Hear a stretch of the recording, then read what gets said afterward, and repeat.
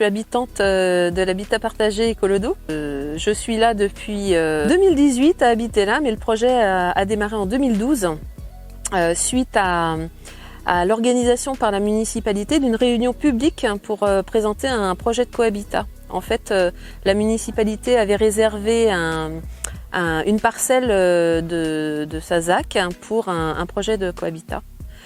Voilà, et du coup, une réunion publique, il y a des familles, des gens qui se sont réunis, qui ont formé un groupe et qui ont été ensuite accompagnés par l'association Alizé pour la méthodologie de projet. Et donc, cet accompagnement a été financé par la municipalité. Donc, un accompagnement pendant 18 mois, une première phase de 12 mois, puis 6 mois de plus. Voilà, pour nous aider à travailler sur la dynamique de groupe, sur nos valeurs, sur chacun nos représentations de ce que pouvait être un cohabitat ou un habitat participatif ou un habitat partagé. Alors, aujourd'hui, il y a 7 logements, plus une salle commune qui peut accueillir du coup nos familles qui viennent en vacances, etc. Alors il y a 5 logements du coup qui sont attenants les uns aux autres, qui forment le bâtiment qu'on a derrière nous, et puis 2 maisons individuelles qui sont devant ce bâtiment. Tout le monde est propriétaire de sa maison et de son espace privatif, donc terrasse, et on est copropriétaire du terrain en commun et de tous les bâtiments communs.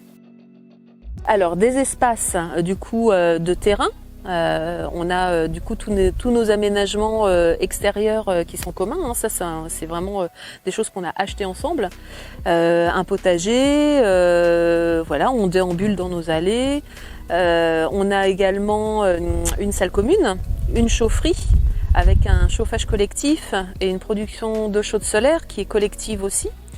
On a des cuves de récupération d'eau de pluie, un container du coup avec un futur atelier pour pouvoir continuer à travailler sur nos aménagements, sur du bricolage, etc. Et puis nos abris vélos. Voilà. Donc, et puis les parkings bien entendu, hein, qui sont sur notre parcelle. Là pour nous c'est sur notre parcelle. L'idée, c'est justement qu'il n'y ait pas de circulation de voitures à l'intérieur du cohabitat, en dehors de cet espace parking.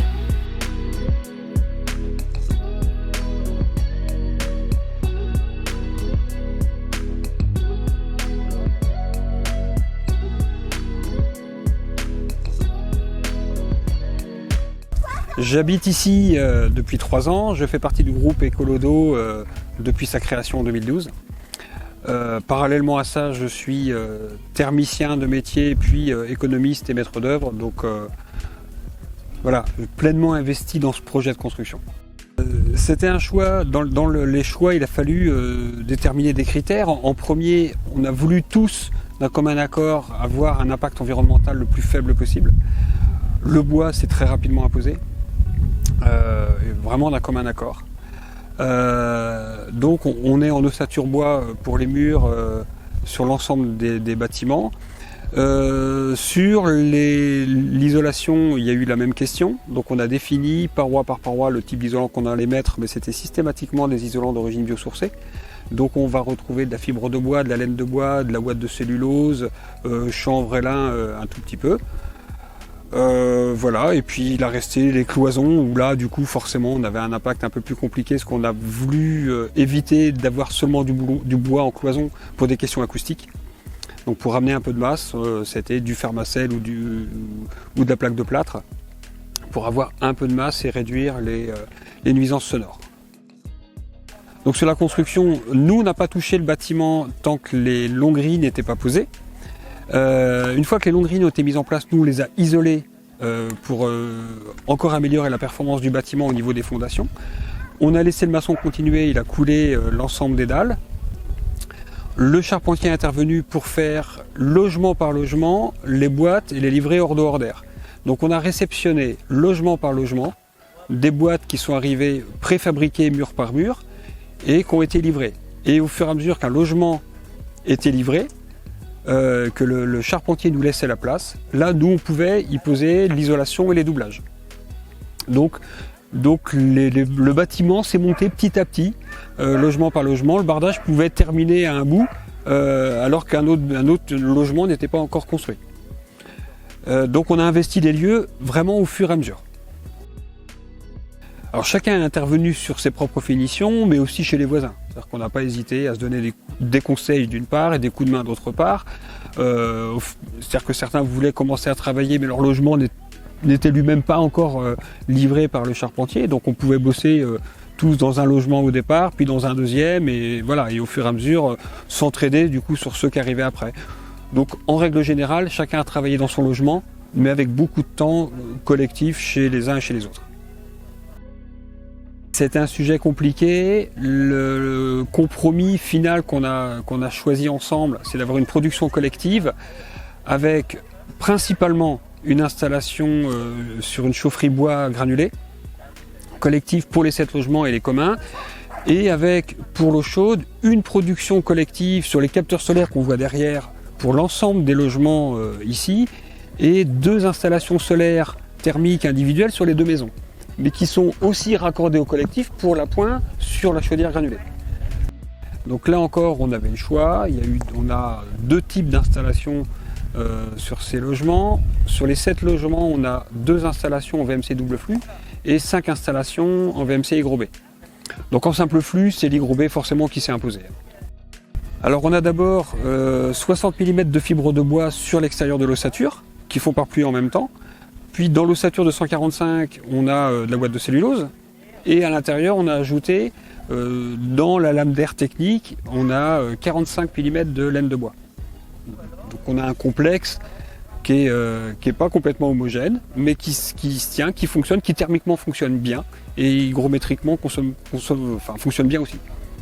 On les a achetés au fur et à mesure, c'est-à-dire qu'ils étaient négociés au départ, et commandés et livrés au fur et à mesure de l'avancée du chantier, puisque on ne pouvait pas forcément les stocker nous sur place et les mettre à l'abri. Donc ils ont été livrés au fur et à mesure des besoins et de l'avancée du chantier. Là aussi c'est un compromis, alors donc c'est de l'aluminium. C'est environnementalement parlant, c'est discutable, mais c'est pérenne. C'est pérenne avec peu d'entretien, très peu d'entretien. Une performance thermique qui est très très bonne. Et on voulait qu'esthétiquement ce soit partout la même chose.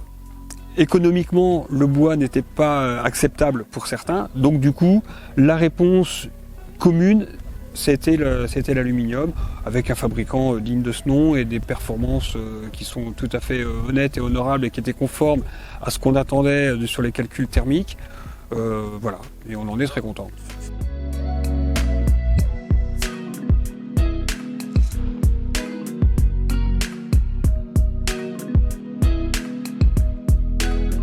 On est en SCIA en fait, pour gérer tout ce qui est l'immobilier en fait.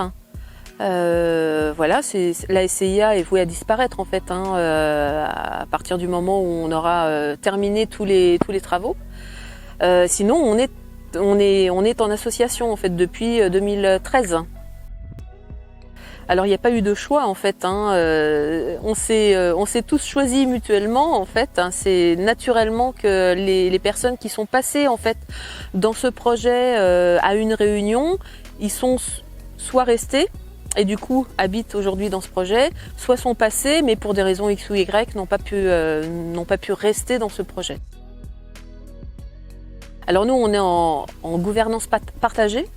On se rapprocherait de la sociocratie, on va dire. En tout cas, toutes les décisions majeures sont prises au consensus, c'est-à-dire qu'on est tous d'accord, vraiment d'accord sur tous les choix qui ont été faits, et on travaille justement sur cette manière de vraiment faire des choix qu'on ne regrette pas par la suite. C'est-à-dire qu'on du temps en fait pour prendre nos décisions. On ne valide jamais une décision qui a été prise, une décision majeure. Dans l'instant, on se donne toujours 8 jours pour vraiment valider une décision importante. Alors, oui, nous, dans le vivre ensemble, moi, j'habite ici depuis 3 ans, un petit peu plus de 3 ans. On était le premier couple, en fait, la première famille à habiter sur le terrain, enfin dans nos maisons. Le vivre ensemble, là, il se fait de manière progressive. On a des espaces, en fait, des temps de convivialité, alors qui se font de manière assez impromptue, en fait, pour un anniversaire ou je ne sais pas, parce qu'il y a quelqu'un qui fête son diplôme ou voilà. Enfin, il y a toujours des bonnes raisons pour avoir de la convivialité. On a des temps aussi de chantiers partagés, ce qu'on appelle nos CTE, c'est les chantiers tous ensemble. Donc on en a environ un par mois, qui est programmé dans le temps pour réussir à se libérer du temps sur ces temps de chantier. Par exemple, pour faire en fait tous nos espaces extérieurs, où là on s'y est mis vraiment tous ensemble avec du coup une grosse organisation parce que c'était pelleteuse et compagnie. Enfin bon, il a fallu même se mobiliser pour communiquer auprès des voisins, parce qu'on allait faire un petit peu de bruit sur le voilà, en week-end, parce que voilà, on travaille. On a pu aussi, pendant le confinement, se faire une séance de cinéma en plein air.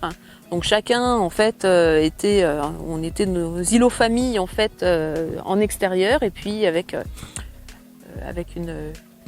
une toile. Alors ce confinement, c'était pour nous une partie de plaisir, on va dire, parce que, je dis ça, mais c'est assez sérieux finalement, parce que déjà on n'était pas isolés, on était les uns près des autres, avec du coup une solidarité de chaque instant, parce que pour les personnes qui étaient un peu plus fragiles, qui souhaitaient pas forcément sortir de trop et se mettre en difficulté, à aller dans les commerces, etc. Mais du coup, il y en avait qui, quand ils sortaient, voilà, on se passait des messages pour dire moi j'ai besoin de lait, moi j'ai besoin de ceci, moi j'ai besoin de cela. Il y en avait un qui sortait du coup pour faire pas les grosses courses, mais en tout cas pour faire des appoints pour les uns et les autres. Voilà, une vigilance aussi, par rapport aux peurs. Chacun a vécu aussi de manière assez personnelle cette crise.